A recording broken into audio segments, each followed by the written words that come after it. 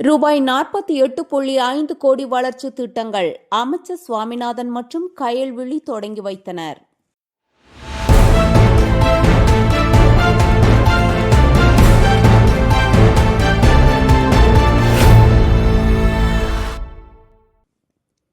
திருப்பூர் மாவட்டம் பல்லடம் பகுதியில் ரூபாய் 48.5 கோடி மதிப்பிலான வளர்ச்சி திட்ட பணிகளை தமிழ் வளர்ச்சி மற்றும் செய்தித்துறை அமைச்சர் MP சுவாமிநாதன் மற்றும் மனிதவள மேலாண்மை துறை அமைச்சர் கயல்விழி செல்வராஜ் ஆகியோர் தொடங்கி வைத்தனர்.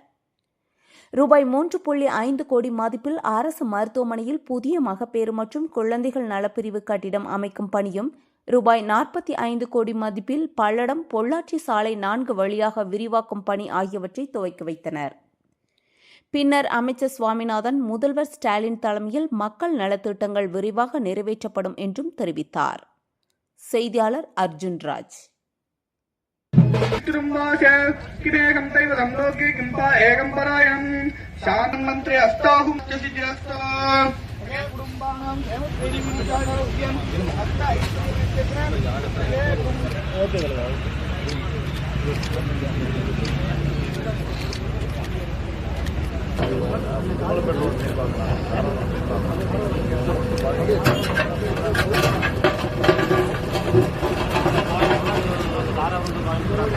அவினாசி டு பொள்ளாச்சி, திருப்பூர் பல்லடம் பொள்ளாச்சி வழியாக இந்த சாலையை 4 வழிச்சாலை பதிலாக மாநில நெடுஞ்சாலைத்துறையின் மூலமாக இன்றைக்கு நம்முடைய மாண்பு முதலமைச்சர்கள் இந்த பல்லட போக்குவரத்து நெரிசலை குறைப்பதற்கு இன்றைக்கு புறவழிச்சாலையை அங்காங்க நம்முடைய மாநில அரசு மூலம் செய்ய வேண்டும் என்று சொல்லி இன்றைக்கு நம்முடைய தாராபுரம் செல்ல சாலையிலிருந்து மாதப்பூர் பகுதியிலிருந்து தாராபுரம் சாலையை கடந்து தமிழ்நாடு அரசின் மாண்புக்கு முதலமைச்சர் அவர்களின் ஆணைக்கிணங்கவும், தமிழ்நாடு அரசின் மாண்புக்கு துணை முதலமைச்சர் அவருடைய வழிகாட்டுதலோடும், மாண்புக்கு பொதுப்பணி மற்றும் நெடுஞ்சாலைத்துறை அமைச்சருடைய வழிகாட்டுதலோடும் இன்னைக்கு திருப்பூர் மாவட்டத்தில் சாலை பணிக்கான பணி துவக்க விழா நிகழ்ச்சி இங்கே பல்லடம் பகுதியில் இன்றைக்கு நடைபெற்றிருக்கிறது.